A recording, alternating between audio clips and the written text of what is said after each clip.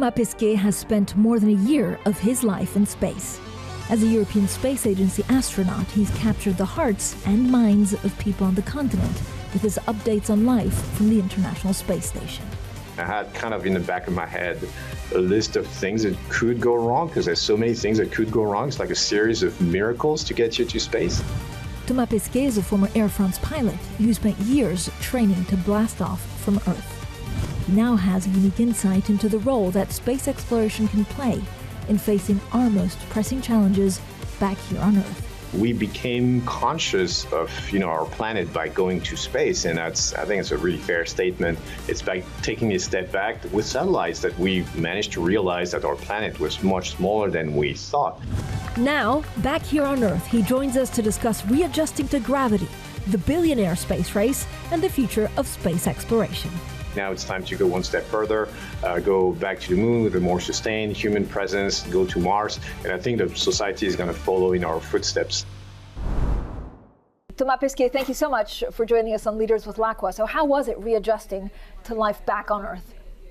It is challenging. I'm not going to lie. It's both psychologically and physically. I mean, psychologically, you haven't seen that many people. You've been isolated for a long time. You haven't had that many social interactions, so you have to get used to life on Earth again. And physically, your body has lost some muscle mass, has lost some bone mass. You've lost some strength. You've lost some balance because you've adapted to the conditions of spaceflight. So you have to readapt. We have a whole team here helping us out, but it takes a few weeks to get back to your level, your status from before flight. You were in space actually for 6 months each time. So in total, it's about 396 days. What do you, now that you're on Earth, miss about space the most? Yeah, it's a lot of time, and there's a few things. I think there's three main things I miss about being in space. The first one is obviously the floating. It's like having superpowers when you dream about flying when you're a kid. That's exactly what we're doing on the space station. We fly, we float every day. You can move around like really heavy loads with the touch of one finger. So it's like you're a superhero. So I've lost my superpowers now, and obviously I miss them.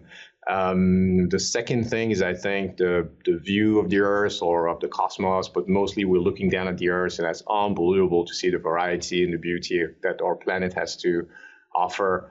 And we're getting a front seat for that from the International Space Station. And the last, but maybe not the least, is the sense of being on a mission, on an expedition, when everybody has the same goal. When you get up in the morning, everybody's sharp. There's just one priority, is to get the mission done. And that's very, very, I think I've enjoyed it very much. It's hard to find that much of a enthusiasm, of a sense of a mission when you're on the ground. Thomas, you talk about your younger self. Did you always want to be an astronaut? I wanted to when I was a kid, but it was very naive at the time. I had no idea how to become an astronaut. There's no straight path to becoming an astronaut. There's no astronaut school. There's no exam that you can pass that's going to make you become an astronaut. So you have to build your career, by blocks. You have to studies. More often than not, it's science, engineering, math, or medical studies and things like that. And then I became an engineer in aerospace. I became a pilot. And then when the time came for the selection, the astronaut selection, I was lucky to be the right place at the right time. We're doing one selection every 10 to 15 years in Europe. That's not very frequent. So there's a bit of luck involved. But yeah, I was lucky enough to be able to start the race. And then at the end of the race, there was myself and 5 other colleagues becoming astronauts. So that was a highlight for sure. And you're also a former Air France pilot. So what kind of leadership skills do you need in space that are maybe different actually from what you need here on Earth, or are similar? I think there's a lot of, we've thought a lot about the type of flying we do now. I mean, nowadays we're flying for 6 months to the International Space Station. Tomorrow it could be for 900 days for even deeper mission into deeper space. So it's not the same skills as what you need for a short expedition. It's like comparing a marathon to a sprint. So today I think the psychological aspect is very important. You need to be able to withstand the stress. You need to be able to communicate. You need to be able to lead, but also to follow when you have to. You need to be able to get along with people, because you don't choose your colleagues. I mean, everybody's great, but you don't get to choose who you go to space with, and you're going to be stuck in a space station for 6 months with those people. So you have to have the skills, psychological skills mostly, to be able to resist to the stress that this situation induces. What do you enjoy the most actually in some of the experiments or some of the studies that you do when in space? I know some of the things that you study is, for example, how humans behave in space, or how your mass body and things like that. Is there anything else that you think we need to focus on much more in the next couple of decades? I think there's so first of all, it's a ton of fun being on the ISS, because every day you're doing something different. Like you said, we have a lot of different science experiments. I think we've carried out more than 200 in 6 months for our expedition with my crewmates, which is a lot of science being done in a lot of different domains. You're going to do medical studies about the immune system one day. The next day is going to be metal alloys. The third day is going to be robotics or space science, physics, things like that. So that's what I enjoy a lot, is being able to do something different every day and learning from what we're doing. I think what's really hot right now on the ISS is all the medical side, because we found that the body behaves differently in weightlessness, that viruses, microbes behave differently in weightlessness, and that opens up an avenue for studying all kinds of drugs and treatments and things like that. The other thing is I think physics. We're building crystals, protein crystals in weightlessness. Obviously, on Earth is hugely difficult because those structures collapse under their own weight. But on board the space station, we can make them better and bigger, and that's the key to, again, a lot of drugs, a lot of treatments, but also have some industrial applications. So I'm very enthusiastic about those two avenues on board the space station. Up next, the new space race.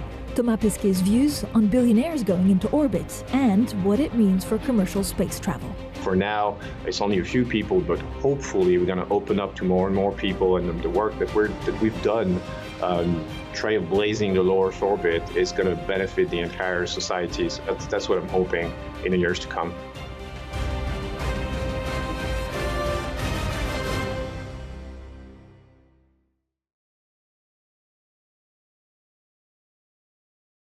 Listen to Bloomberg Radio wherever you are, online at BloombergRadio.com, and around the globe via the Bloomberg Business app.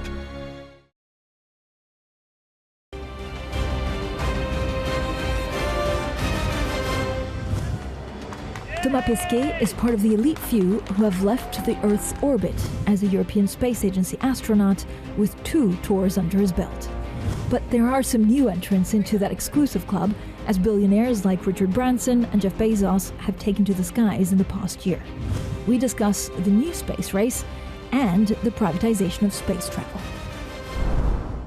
Space exploration is going more and more into private hands in terms of funding, and the billionaires also that are involved. First of all, what do you think, Thomas, about billionaires going into space?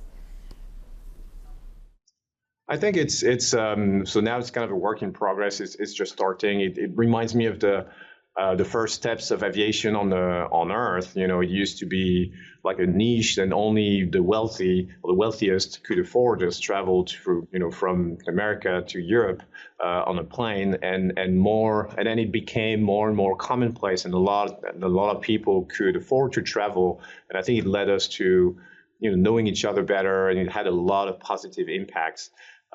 So I'm hoping that this is what we're going to see in space exploration. For now, it's only a few people, but hopefully we're going to open up to more and more people, and the work that we've done, trailblazing the low Earth orbit, is going to benefit the entire society. So that's what I'm hoping in the years to come.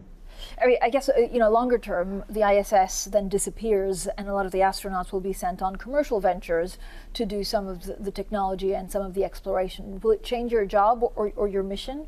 It'll change at the margin, but I think the core of the mission is going to remain the same.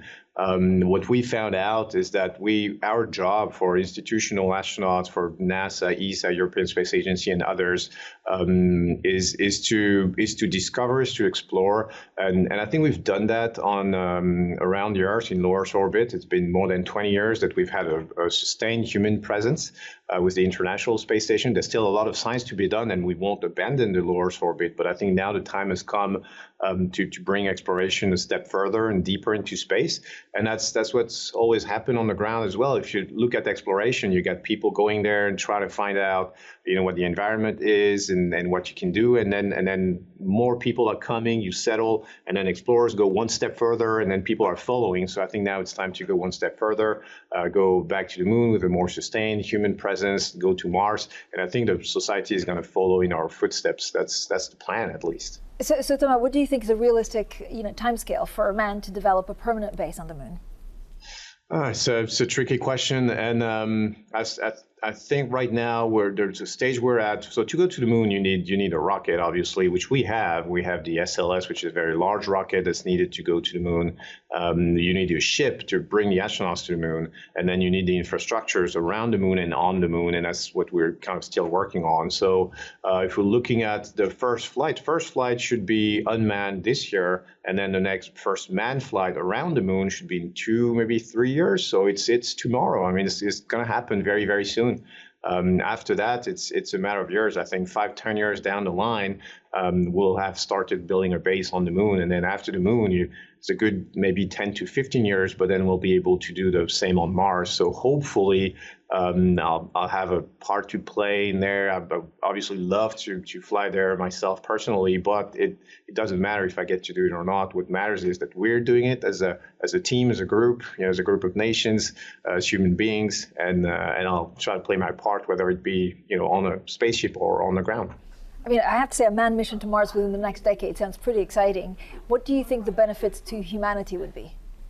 I think on the Mars, we gotta get the answers to a lot of questions that we're asking ourselves. Where do we come from, and where are we going? We know that Mars had like liquid water back in the day, and if it has lost its atmosphere. It used to be probably habitable, just like the Earth, so very similar to the Earth. It's like a twin planet to the Earth, but it had a very different, trajectory. And now it's barren, and it's lifeless. At least as far as we can see. Maybe underground is something, but so by going to Mars, you can answer those questions. Like, could we lose our atmosphere? Could we lose water on the Earth? And also, where did we come from? Because we still don't know. We know the origins of the universe. We know the ingredients that were needed to create life on Earth, but we don't know where they came from. We think they came from comets and asteroids, but we still have a lot of questions about, what we're about and what we're going to become. And that's what we want to answer when we go to Mars. Thomas, have you ever met Elon Musk? Would you be fascinated by, going on one of his missions? I mean, we're talking about possibly, mining crypto elsewhere. I don't know where the end or the limit is. Yeah, it's crazy because what we're doing. So yeah, we've met Elon Musk a couple times while flying on a SpaceX Crew Dragon vehicle. You get to meet him a couple times, and it's always interesting to see where his mind is projecting himself. But it's. If I look at what we're doing today, I mean, if you take a step back, we have a space station around the Earth, and it's really, the first time I saw it from the window of my spaceship, is Star Wars. That's what it is, like the Black Star, this huge big structure that's floating around the Earth, hugely technological, cables, structures everywhere. It's unbelievable. It's science fiction. 20 years ago, it was unimaginable. So I think there's no limit to what we really can do if we put our minds to it. We're not equipped to dream big. Some people dream bigger than others, and that's why we need those people to take an active part in space exploration. But I really think there's no limit to what we can do, and even what we can imagine today, we're going to do better in 20 years for sure. Are you concerned about the amount of object actually orbiting the Earth and the fact that it's only going to increase from here? What can we do about it? Yeah, it's a good question, and that's something that we're watching closely on board the International Space Station, because the International Space Station is big, so it has a big target area for a small debris you can hit anywhere. And we're being hit sometimes by very tiny, pieces of dust and things like this. For bigger objects, we can actually move the station, we can maneuver the station, and we're doing it once in a while. And that enables us to, we track with huge radar dishes, we track all those objects from the ground. And when there's a maneuver that's needed, we can move the station away from a conflicting trajectory. But yeah, we're trying hard. We're trying hard with ESA, with NASA, not to produce any debris anymore. We actually have now rules and guidelines. You need to take into account the end of life of those missions, because very often when the satellite runs out of fuel, then it becomes debris, right, until it slows down and re-enters the atmosphere and burns up. So we've chosen to allocate some amount of fuel to the end of the mission to maneuver the satellite back into the atmosphere, make it burn up. And we have all those rules and guidelines because now we've realized there's a problem. We're going to shoot ourselves in our own feet, right? If we keep creating debris, that then is going to hamper our activities. Coming up, what space still has to teach us. Thomas Pesquet's unique experience of isolation during the pandemic and the opportunities space exploration could bring for tackling our most pressing issues. We became conscious of our planet by going to space, and I think it's a really fair statement. It's by taking a step back with satellites that we managed to realize that our planet was much smaller than we thought.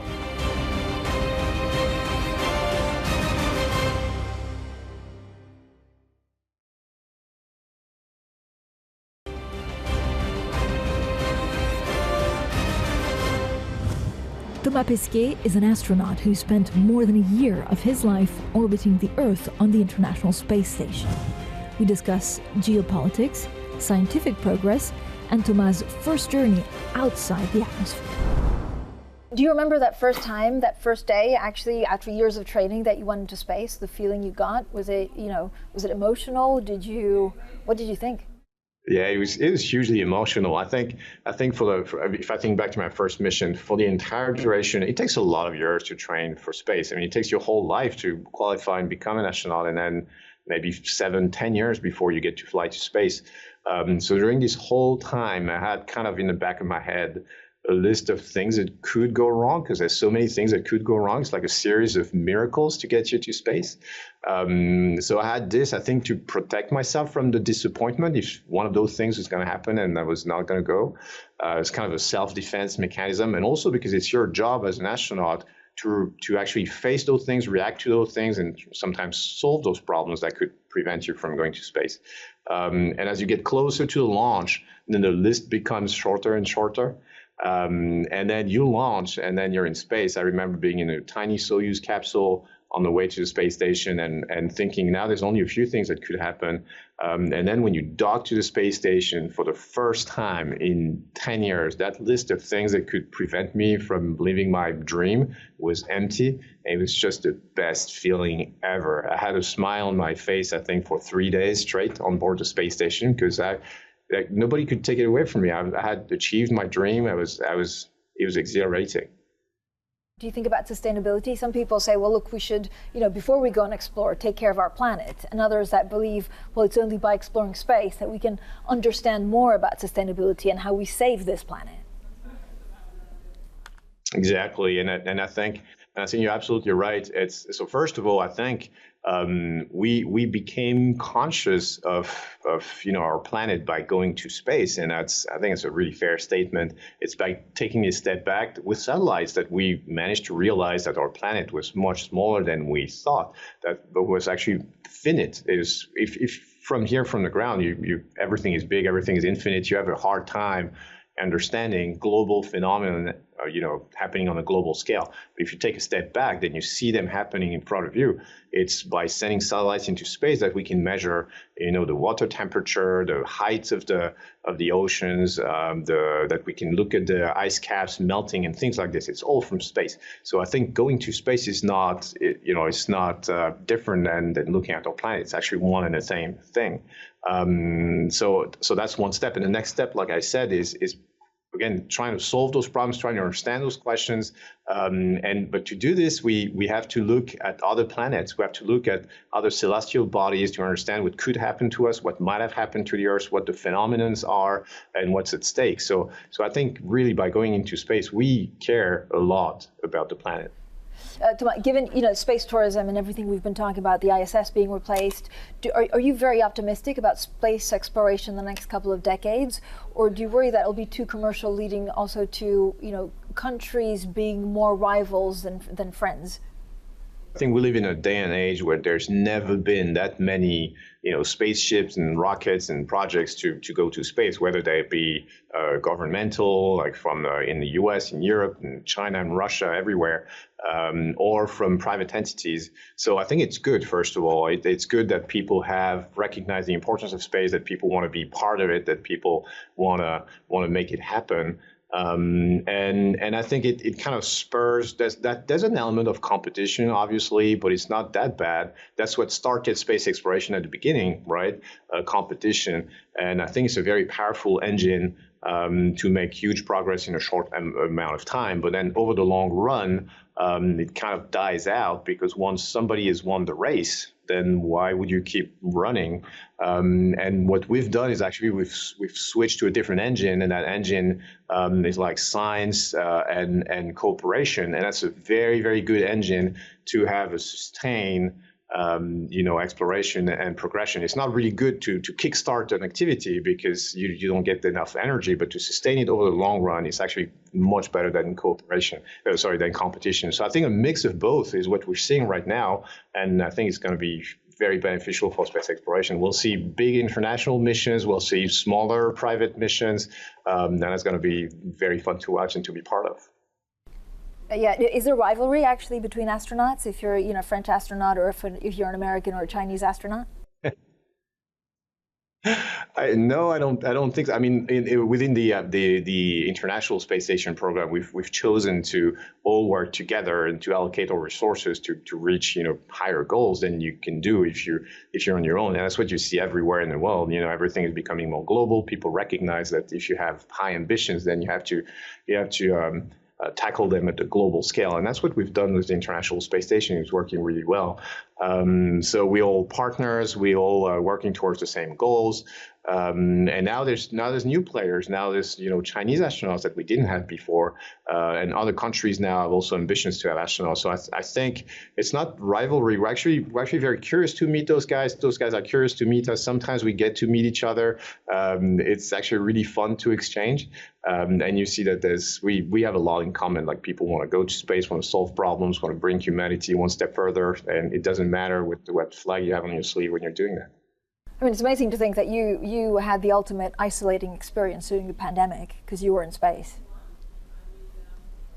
Yeah, it's I was going to say funny. It's not funny, obviously, but being isolated during the pandemic, I mean, to me, I kind of related a lot to what people were going through, and hopefully maybe people are relating to what we're going through, because we're professionals at isolation in a way, and so people had to do it as well on their own. The big difference is obviously you do it by choice. When you're an astronaut, you're preparing for it. Lots of people are helping you out, and unfortunately people didn't have that. But I could feel that extra connection of people maybe stuck at home and traveling with us, going on our journey with us, just because we had that extra thing in common. Yeah, it's been quite a journey. Thomas Pesquet, thank you so much. Thank you. It was a pleasure.